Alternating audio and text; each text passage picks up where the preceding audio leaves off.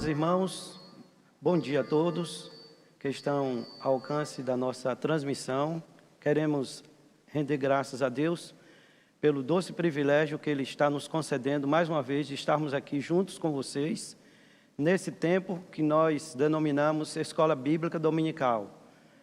Na semana passada nós tivemos a oportunidade de estar aqui e hoje foi nos concedida pela graça de Deus mais essa oportunidade de estarmos aqui estudando junto com vocês aí nos seus lares a Palavra de Deus.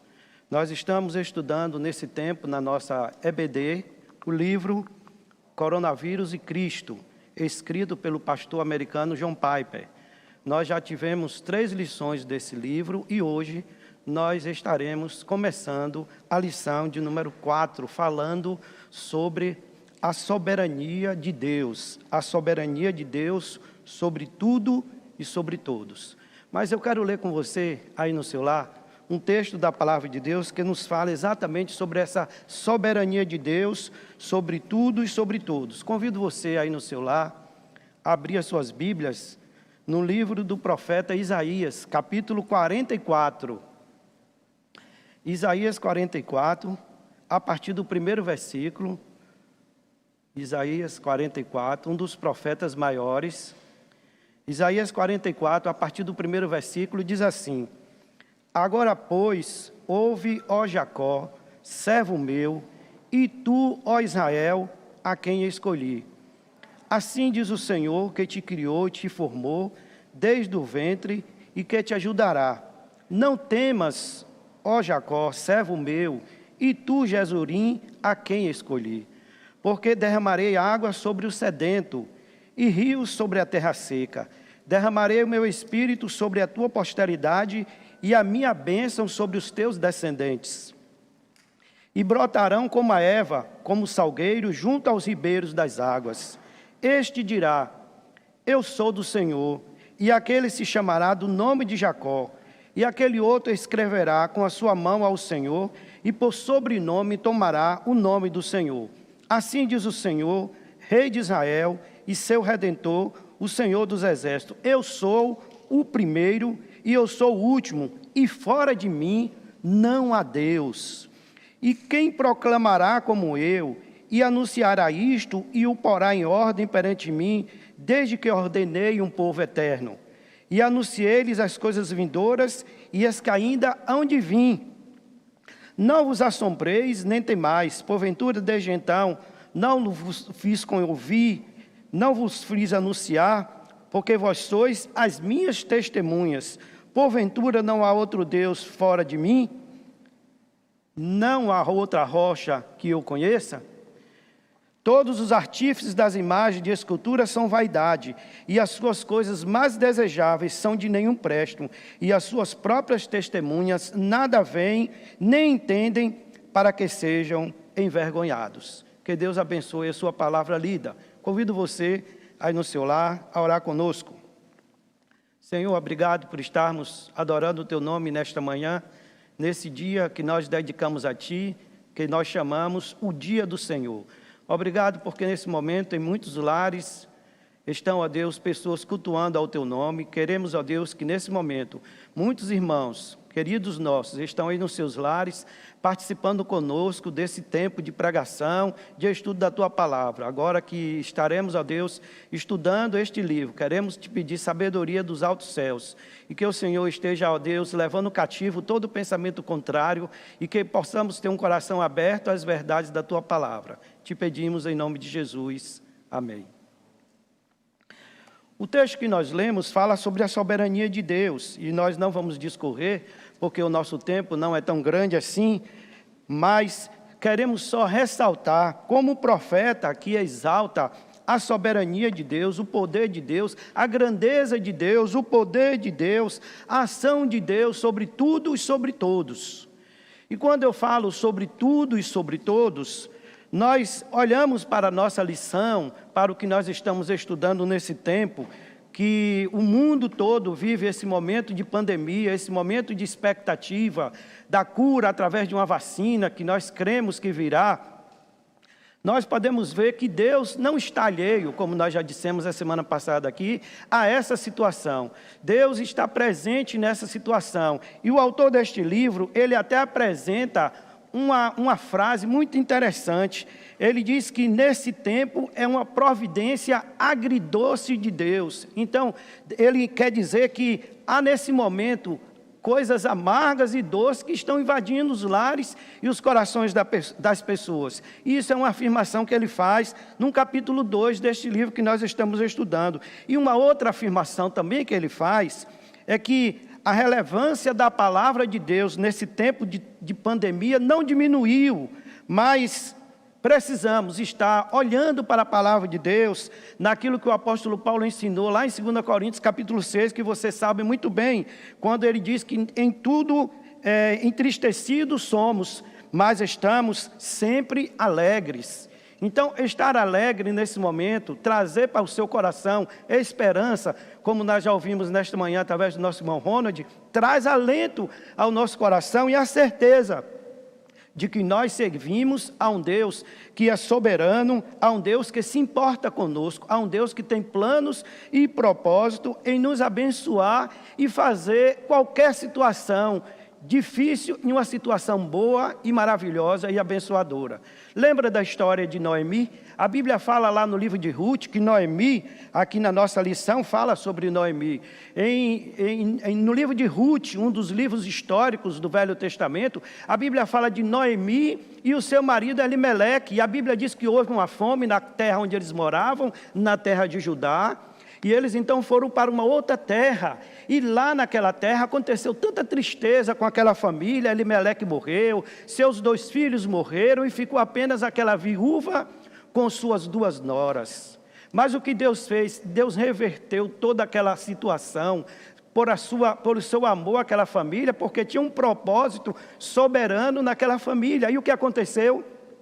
Você sabe, a Bíblia diz que eles voltaram para a sua terra, e quando eles voltaram, as pessoas olhavam para Noemi e começaram a ficar tristes pela situação dela, porque ela foi cheia e voltou vazia, foi com alegria e voltou com tristeza. Mas a Bíblia diz que Deus, na sua soberania, providenciou um meio para que aquela família pudesse novamente ter alegria, para que aquele amargo, aquela situação agridoce, aquele amargo de dores, de sofrimentos que foi causado ali naquela família, pudesse haver algo maravilhoso, algo doce. Isso aconteceu quando Ruth, uma das noras de Noemi, encontra Boaz, e a Bíblia revela o momento de todo aquele encontro, quando ela foi trabalhar, e quando ele olhou para ela e admirou e procurou saber quem era aquela jovem, e a Bíblia relata que eles então casaram-se e tiveram um filho.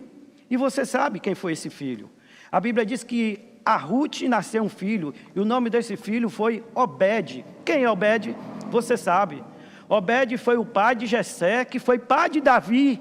Então, aquela situação difícil que ocorreu ali no lar de Noemi, Deus promoveu alegria para aquela família. E Deus, nesse tempo de pandemia, de expectativa, de frustrações, de tristeza para muitos, Ele está agindo soberanamente sobre essa situação. E Ele deseja dar a você as bênçãos que Ele prometeu na sua palavra. Mas para isso, é necessário que você faça o que o irmão falou há pouco instante. Não perca a esperança. Não perca a esperança, creia que Deus vai transformar toda essa situação, porque Ele é soberano sobre tudo e sobre todos.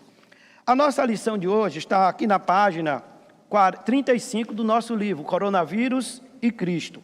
E, como eu já falei, o título é Soberano sobre Tudo. Nós temos 3 pontos para pensar nesta manhã sobre esse assunto, que Deus é soberano sobre tudo e sobre todos. Mas eu gostaria de destacar uma frase que o autor deste livro aqui fala, exatamente aqui na página 36, ele diz assim: a soberania que poderia parar a crise do coronavírus, ainda que não faça, é a mesma soberania que sustenta a alma durante esse tempo.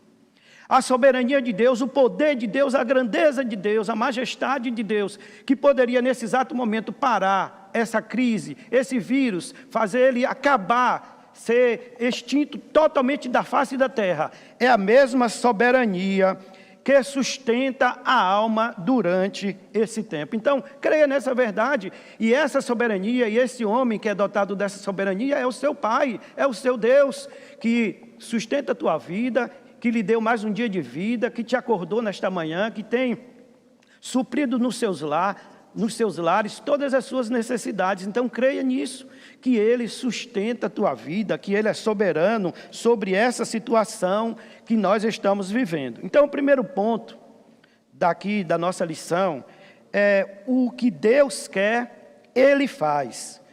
Deus governa tudo e é totalmente sábio. Ele é soberano sobre o coronavírus. E uma grande verdade é que Deus se revela na sua palavra como um Deus grande, como um Deus grandioso nos acontecimentos. Ele não está alheio aos acontecimentos dos seus filhos, daqueles que Ele tem um propósito na sua vida. E Deus tem um propósito em tua vida, de você se tornar uma bênção, se tornar um homem de Deus, uma mulher de Deus, crendo na sua palavra, mesmo diante das expectativas e das crises que porventura esteja vivendo aí no seu lar. E quando fala aqui na nossa revista, o que Deus quer, Ele faz, o autor dessa revista, desse assunto, ele diz assim: dizer que Deus governa sobre tudo significa que Ele é soberano. Sua soberania significa que Ele pode fazer, e de fato faz, tudo o que Ele decididamente deseja fazer. Eu já disse, se Ele decidir nesse dia, nesse momento, parar a crise do coronavírus, acabar por completo esse vírus, Ele faz. Mas a Bíblia diz e ensina verdades que nós podemos ter alegria nesses tempos. Por isso que o autor aqui ele diz que essa é uma experiência agridoce. Nós podemos estar sofrendo coisas amargas, mas ao mesmo tempo, olhando para a palavra de Deus, nós podemos perceber que Deus dá a doçura da sua palavra, a esperança do dia de amanhã, a esperança que amanhã vai ser melhor do que hoje. Ele continua dizendo aqui que Deus pode expressar desejos que Ele próprio escolhe não atuar. Nesse sentido, eles não são decisivos, Ele próprio não deixa que esse desejo de vontade chegue ao patamar da realização. Quando o autor desse livro falou sobre isso aqui, eu não entendi bem, mas aí depois eu fui buscar na palavra de Deus, e você também deve buscar. Por exemplo, é vontade de Deus o mal, a maldade, os homicídios, os furtos? Nesse exato momento que você me assiste aí, é possível que existam pessoas que estão sendo assassinadas. Nesse exato momento que você me assiste, é possível que estejam pessoas roubando, defraudando, fazendo mal a outro. É vontade de Deus isso? Mas Ele tem poder de fazer parar isso? Tem. Mas como diz o autor aqui, eles não são decisivos. Esse desejo, ele próprio não deixa que esse desejo ou vontade chegue ao patamar de realização. Porque o homem tem o seu coração rebelde contra Deus, e por ter rebelde contra Deus, a Bíblia diz que ele vai pagar aquilo que ele está exatamente fazendo. A Bíblia diz que tudo que o homem semear, ele ceifará. E isso acontece, os homicídios, as maldades, as iras, as queixas, as pelejas, as guerras. Por quê? Por causa do pecado dos nossos primeiros pais. O pecado que habita no homem leva o homem a fazer essas coisas, essas maldades. Mas Deus é soberano e Ele pode parar. Mas a Bíblia diz que Ele não chegou o tempo ainda dele fazer todas as coisas. E isso Ele tem tido paciência. E Deus tem tido paciência para com você, irmão, para comigo, com os nossos atos. Porque a Bíblia diz que Deus pune aquele que Ele ama. E quantas vezes nós não somos desobedientes a Deus em aspectos da nossa vida, e Deus nos castiga, mas Ele não nos consuma por completo. A Bíblia fala que Deus é um Deus tremendo, e a Bíblia diz lá no livro de Hebreus que Ele é um fogo devorador, que horrenda coisa é cair nas mãos do Deus vivo. E aí, quando eu lembro disso, eu lembro daquela história no início da igreja primitiva, de Ananias e Safira, quando eles caíram na mão do Deus vivo por causa de uma mentira. A Bíblia diz que eles venderam a sua propriedade e não repartiram da maneira certa. E a Bíblia diz que eles foram consumidos pela ira de Deus. Eles eram membros ali, eles eram congregados ali, mas a Bíblia diz que eles caíram na mão do Deus vivo. E nós precisamos estar atentos. a essas verdades de Deus, para não cairmos nas mãos do Deus vivo. Mas pensando naquilo que Deus pode fazer, quando Ele permite certas coisas em nossas vidas, na vida do seu povo, nós queremos lembrar de alguns personagens que passaram por aflições, por agruras, por inquietações, por problemas, não como nós estamos hoje, vivendo essa expectativa do contágio do coronavírus. Mas nós podemos olhar na palavra de Deus, exemplo, principalmente no Velho Testamento, de 4 homens que passaram por aflições, por angústias, mas que Deus promoveu o melhor para eles. Já foi citado aqui da vida de Noé. A Bíblia diz que Noé foi considerado o pregador da justiça. Ele viveu em um momento onde as pessoas estavam ali com o coração longe de Deus. E a Bíblia diz lá em Gênesis capítulo 6 que Deus se arrependeu, pesou no coração de Deus de ter criado o homem. Mas o que Deus fez? Pegou Noé e toda a sua família, colocou de uma arca e preservou a raça humana por intermédio de Noé. E ele se tornou o quê? Você sabe, pregador da justiça no meio daqueles homens ímpios. A Bíblia fala também de José. A Bíblia diz que José era o filho querido de Jacó. Mas, em dado momento da sua adolescência, os seus irmãos começaram a sentir inveja de José, porque José era querido de Deus, querido do seu pai, e Deus tinha um propósito na vida de José. E o que Deus permitiu na vida de José é coisa assim maravilhosa, que mostra a sua soberania, o seu poder e o propósito na vida do homem que ele quer abençoar, na vida da mulher que ele quer abençoar. E a Bíblia diz que José foi vendido, como você sabe, foi vendido para os midianitas, isso, foi vendido para os midianitas. Lá ele foi preso, lá ele foi morar na casa de Potifar, lá ele foi acusado de assédio, lá ele ficou preso juntamente com o padeiro e o copeiro do rei. Lá ele revelou sonhos e de repente ele revela o sonho do rei, do homem mais importante do mundo, o rei, o sonho de Faraó. E o que acontece com José? Ele sai da prisão. A Bíblia diz que uma coisa maravilhosa, ele toma um banho de asseio, ele se barbeia para se apresentar diante do rei, da suprema pessoa. E a Bíblia diz então que ele traz a revelação do sonho de Faraó. E aquela revelação que ele trouxe do sonho de Faraó pôde preservar toda a raça humana. Então ele sofreu agruras, sofrimentos, mas Deus promoveu o melhor na vida dele. E qual foi o nome que ele passou a receber? Zafanete Paneia, que significa Salvador do mundo. Um outro homem que Deus também fez maravilhas na vida dele, que sofreu em dado momento da sua vida, inquietações, problemas, foi Daniel. A Bíblia diz que Nabucodonosor levou para a Babilônia 4 jovens que, quando eles invadiram Jerusalém, foram levados cativos. Sadraque, Mesaque e Abidnego. E além desses 3, levou também Daniel. E a Bíblia diz que Daniel estava ali no palácio do rei. Em dado momento, ele fez alguns pedidos ao copeiro do rei, quanto às suas alimentações, quanto àquilo que ele estava ofertando e dando para os seus servos comerem. E a Bíblia diz que Daniel foi achado graça diante daquele homem. E em dado momento da sua vida, e da tristeza que existia no seu coração, Deus deu a Daniel o dom de revelar sonhos. E a Bíblia diz que o rei teve um sonho e ele foi lá diante do rei e revelou o sonho. E o que aconteceu?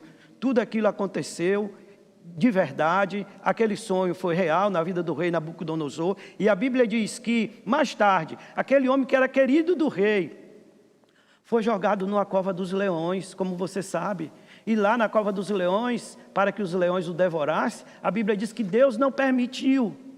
Deus não permitiu que ele fosse tragado pelos leões. E aí, a Bíblia diz que mais tarde, quando o rei acorda de manhã cedo e vai lá, no lugar onde ele estava, naquela cova, e grita: Daniel, servo do Deus Altíssimo. Ele sabia que Daniel era servo do Deus Altíssimo, porque Deus tinha revelado a ele os seus sonhos, as verdades que ele precisava ouvir, e tudo aquilo que aconteceu na vida de Nabucodonosor, até a questão quando ele se engrandeceu, quando ele fez uma estátua homenageando a si mesmo. E a Bíblia diz que Deus não gostou daquilo ali, ele foi o quê?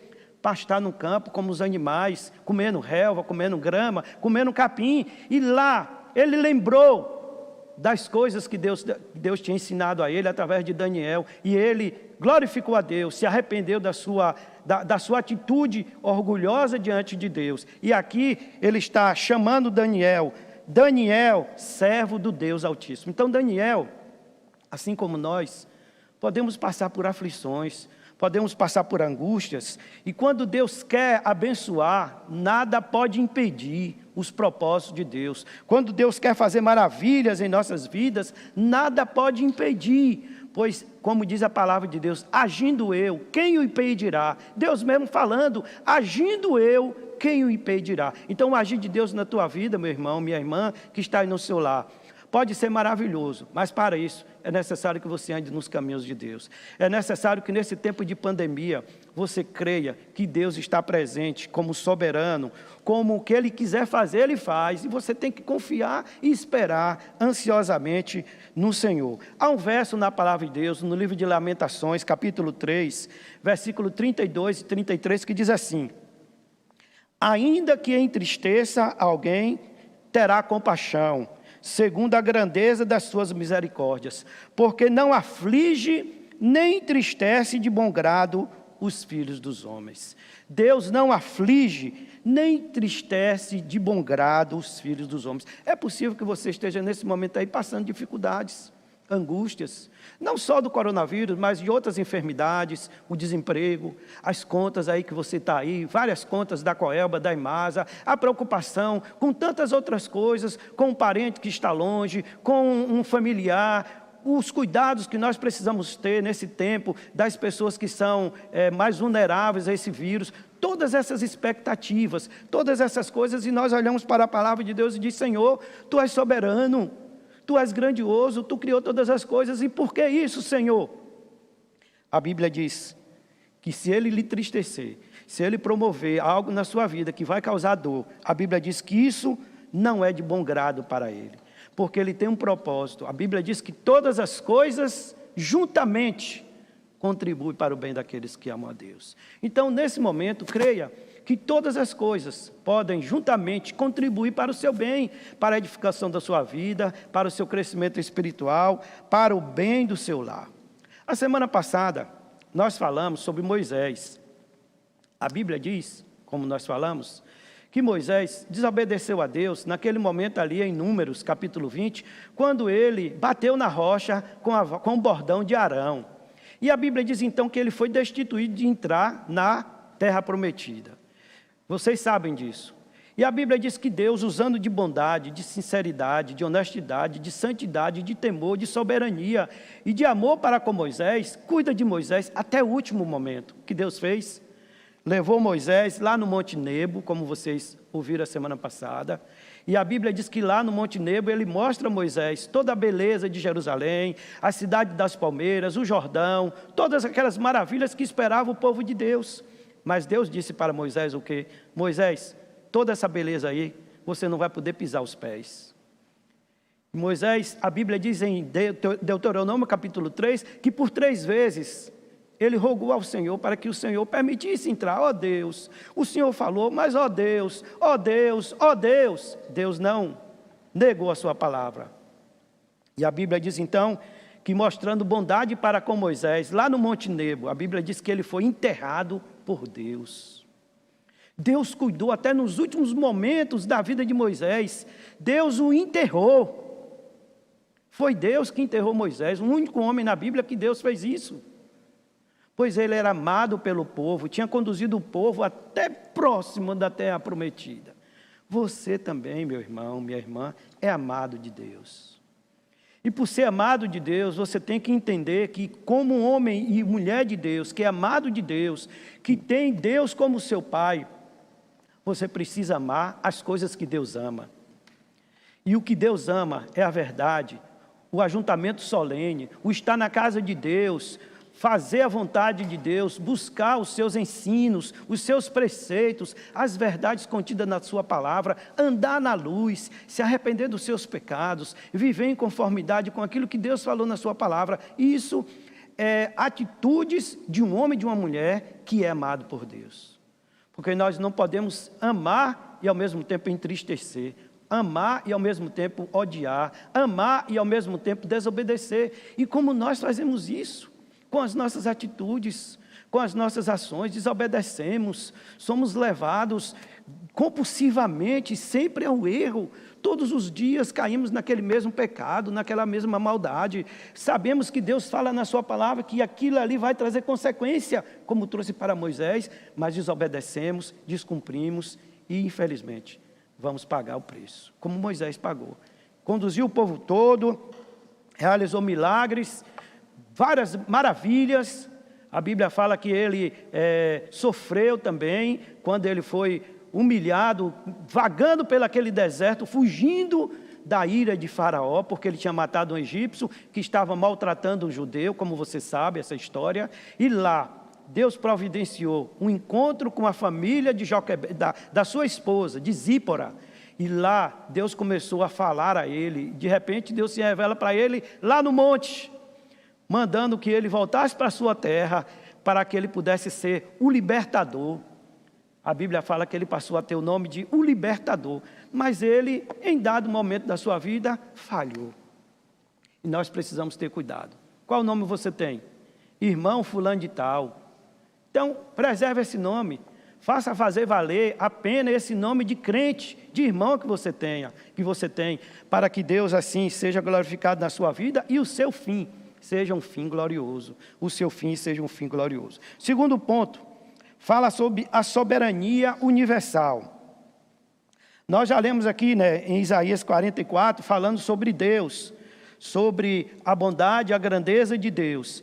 E aqui na nossa revista diz assim: Isaías ensina que isso faz parte da própria essência do que significa ser Deus. Deus é soberano, Ele participa da história, da sua criação, preservando a sua criação, provendo o melhor e governando. Então Deus é soberano e a sua soberania universal em todas as coisas. A Bíblia diz que, lá no Salmo 19, que Deus criou todas as coisas, que os céus proclamam a glória de Deus e o firmamento anuncia as obras de suas mãos. Então eu e você, nós somos obras das mãos de Deus. Mas todo o universo, toda a natureza, todos os seres criados por Deus são preservados, têm as suas necessidades satisfeitas, e também a Bíblia fala que Deus governa todas as coisas. E quando nós falamos em preservar, a Bíblia diz que essa preservação e essa autonomia e essa soberania de Deus sobre a natureza criada exatamente está retratado lá quando o apóstolo Paulo fala em Colossenses. Abra aí Colossenses, abre aí na sua casa, Colossenses capítulo 1. Colossenses, uma das cartas do apóstolo Paulo, Colossenses capítulo 1, o apóstolo Paulo diz assim, Colossenses 1, versículo 17, Ele é antes de todas as coisas, e todas as coisas subsistem por Ele. E Ele é a cabeça do corpo da igreja, é o princípio e o primogênito dentre os mortos, para que em tudo tenha a preeminência. E no versículo 16 diz assim, porque nele foram criadas todas as coisas que há nos céus e na terra, visíveis e invisíveis, sejam tronos, sejam dominações, sejam principados, sejam potestades, tudo foi criado por Ele e para Ele. Então, por ser criado por Ele e para Ele, a Bíblia diz que Deus tem preservado a natureza. E a Bíblia fala, que quando Deus destruiu o mundo, antes, no dilúvio, a Bíblia fala lá em Gênesis, no primeiro capítulo, que Deus criou as estações.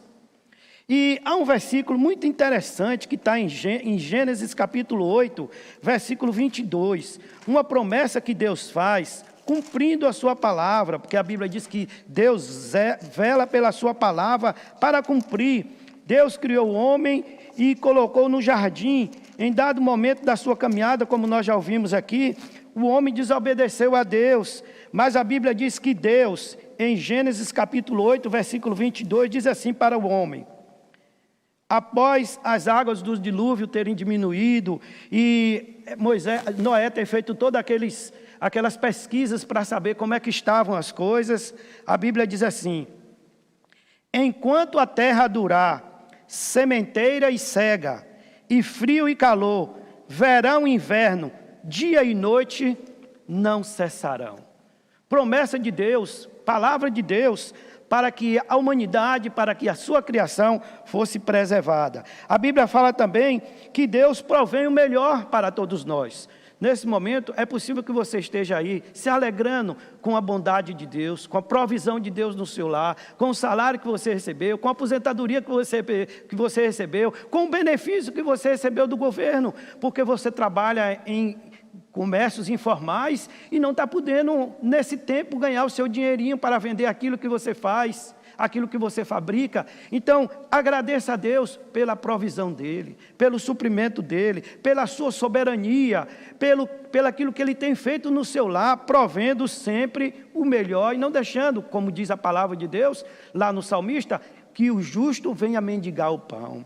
Então, agradeça a Deus pelo seu suprimento, pelo aquilo que Ele faz no sentido material, mas principalmente do espiritual. A gente gosta muito de falar nessas coisas materiais, naquilo que Deus me deu, do carro que me deu, do emprego que me deu, da casa, e nós colocamos muitas vezes o nosso coração nessas coisas. Mas a Bíblia diz que a nossa esperança está no Senhor. E nós não podemos estar com os olhos nas coisas desse mundo, porque a Bíblia fala lá acerca do apóstolo Paulo, que ele tinha muitas coisas na vida, mas ele considerava aquilo como um lixo, para que ele pudesse conhecer a Cristo. Nada dessas coisas que nós conquistamos aqui na terra, que nós temos, que Deus bondosamente tem nos dado, vai nos levar, nós iremos levar para a eternidade. Lembra da história daquele grande militar, daquele conquistador Alexandre?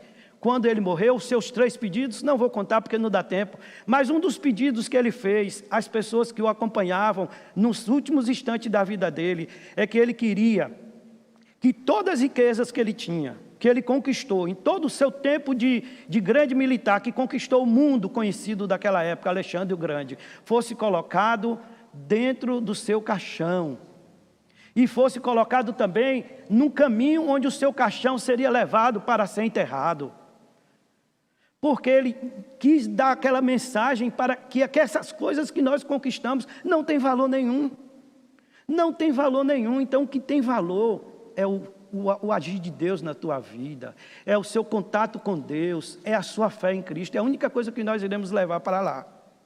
Interessante isso, né? É a nossa fé em Cristo. Lá no céu, a única coisa que nós iremos levar é essa fé em Deus. E interessante, eu gosto sempre de falar isso, a única coisa que há lá no céu, feito pelos homens, você sabe o que é, né?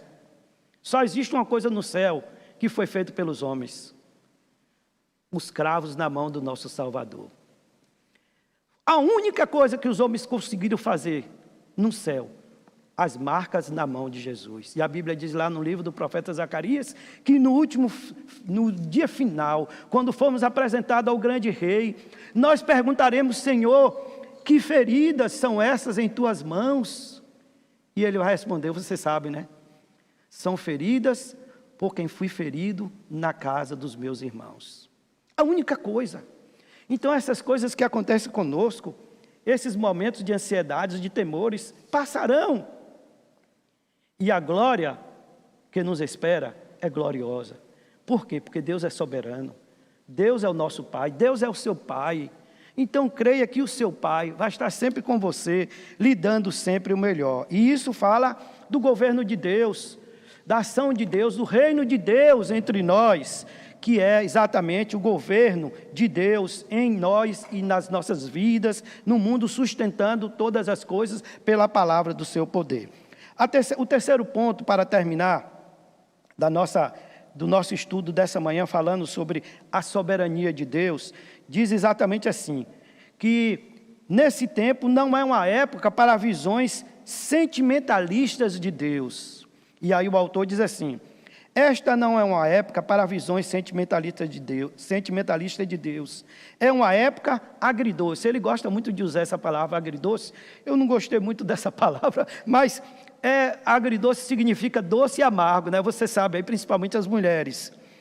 É uma época agridoce e Deus a ordenou. Deus governa sobre ela e Ele trará o fim. Nenhuma parte está fora do seu domínio. Vida e morte estão em suas mãos. E quando fala de vida e morte, a Bíblia diz que a Bíblia fala, né, que a nossa vida está escondida com Cristo em Deus. Quando Cristo, que é a nossa vida, como diz lá nas epístolas, se manifestar, então também nós nos manifestaremos com Ele, em glória.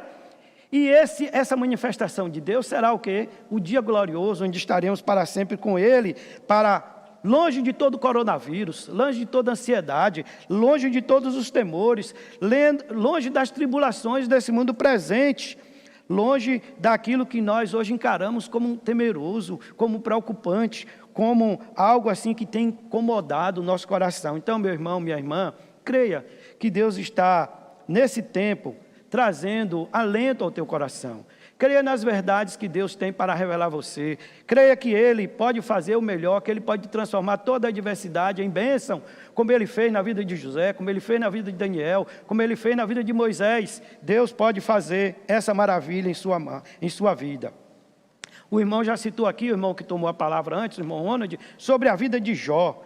A Bíblia diz que Jó, em dado momento da sua vida, ele sofreu, perdeu seus filhos, mas ele conclui o seu livro, no capítulo 42, versículo 2, falando algo assim que alegra o nosso coração. Ele diz assim: bem sei que tudo podes e nenhum dos teus planos pode ser frustrado. Bem sei que tudo podes e nenhum dos teus planos pode ser frustrado. Deus pode tudo, Ele é soberano e Ele tem prazer em nos abençoar. E aí a lição aqui fala da história, né, de Nabucodonosor, como nós já falando sobre aquele momento em que ele se exaltou, se orgulhou, mas que ele foi penalizado por Deus e mais tarde ele exaltou ao nome de Deus. Quero terminar contando exatamente o que está escrito aqui na conclusão desse livro. Vejam bem a conclusão deste livro que foi escrito pelo nosso irmão, pastor John Piper. Veja bem essa leitura aqui. Tomara que eu viverei para ver este livro publicado. Eu tenho pelo menos um parente infectado com o coronavírus.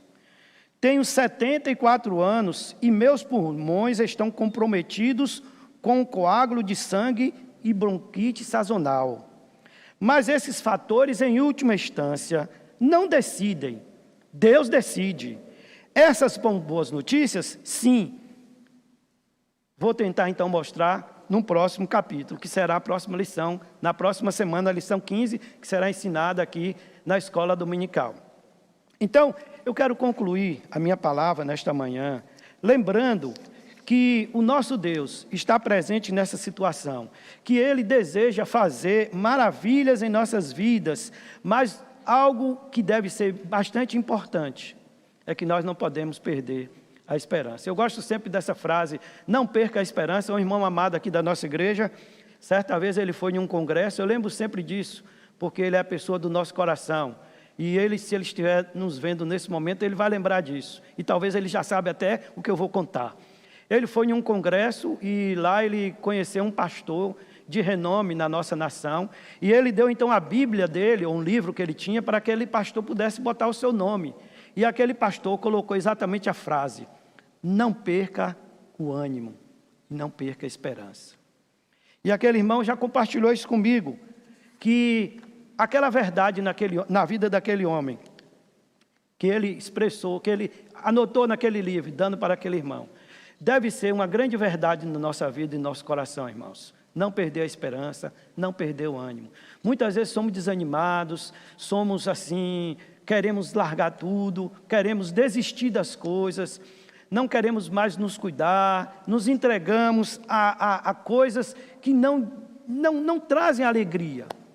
Mas eu quero desafiar você nesta manhã, a você não perder o ânimo, a você crer na soberania de Deus, na provisão de Deus no seu lar, no governo de Deus, saber que Deus está presente nessa situação e como soberano, Ele certamente cumprirá a sua palavra. Que Deus então abençoe a você e a todos vocês que estão ao alcance dessa transmissão. Que Deus abençoe e bom dia a todos vocês.